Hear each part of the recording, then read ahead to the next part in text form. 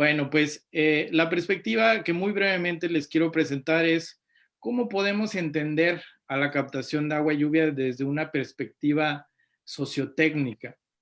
Y esto tiene que ver con que incorporemos no solo, como decía Esteban al inicio y también lo comentó Arturo, no solo la parte técnica, no solo la parte de ingeniería de los, de los tubos, de los componentes físicos, sino qué pasa con la parte social de los sistemas de captación de agua y lluvia. Yo que estudié ciencias ambientales, muchas de los abordajes que tenemos en ciencias ambientales son socioecológicos, es decir, ver los componentes ecológicos de los ecosistemas, pero también el manejo de la sociedad. Y en este caso, ¿cómo podemos ver desde una perspectiva sociotécnica al agua y lluvia? Y les voy a mostrar algunos ejemplos de la Ciudad de México, que es el estudio de caso en el que me encuentro trabajando, y también que me voy a centrar en la parte urbana, en la parte de las ciudades, y una manera de entender a las ciudades desde una perspectiva sociotécnica es entenderlas como un proceso. A lo largo de la historia las ciudades van cambiando, las sociedades que viven en esas ciudades van cambiando, y también las tecnologías y la forma en cómo estas sociedades interactúan con su entorno a través de la tecnología va cambiando. Eh, si vemos ahí, como ven en la imagen, en la parte de arriba, pues hace 500 años lo que era la Ciudad de México, que era la ciudad de Tenochtitlán, pues estaba en medio de un lago. Su relación con el agua era muy diferente y habían diferentes tecnologías con las que se relacionaban con el agua.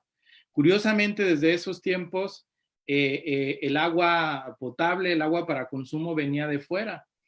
Pero ¿cuáles eran las tecnologías? Incluso algunos estudios documentan que los diferentes líderes políticos que habían en ese tiempo en esta ciudad prehispánica tenían negociaciones y arreglos políticos para construir obras de infraestructura.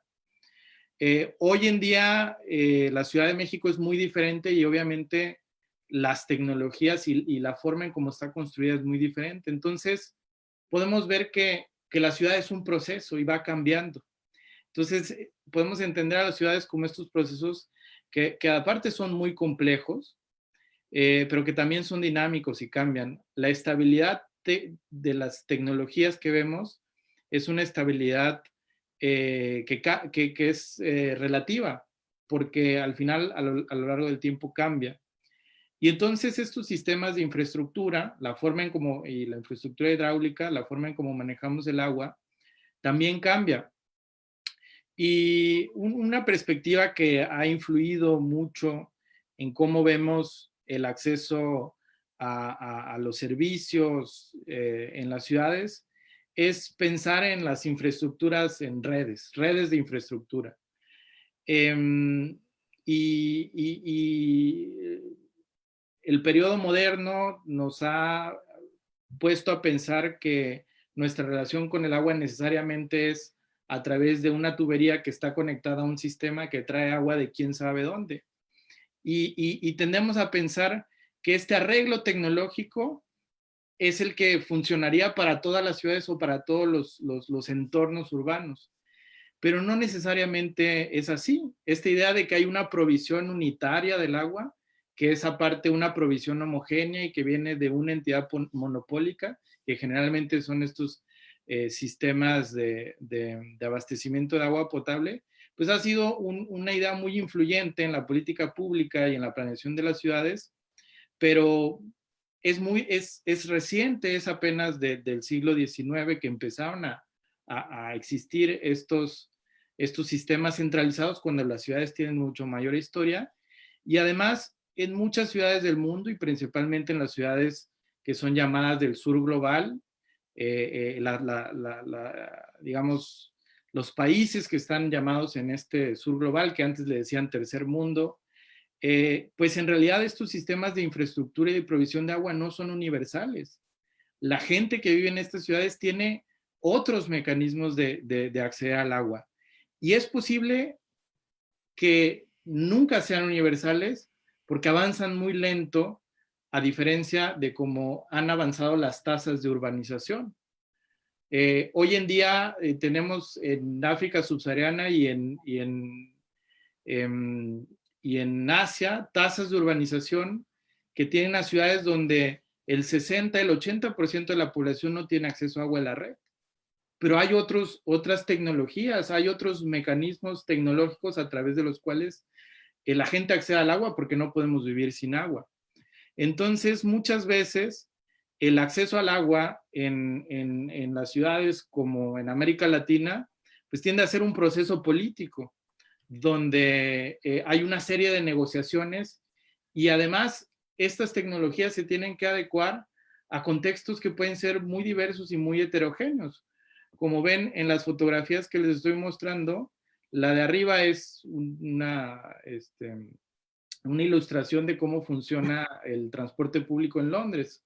Nos imaginaríamos que en cualquier ciudad hay un transporte centralizado, administrado por una misma empresa que rinde cuentas y que uno con la misma tarjeta puede subirse a todos los transportes, pero no es así en las ciudades.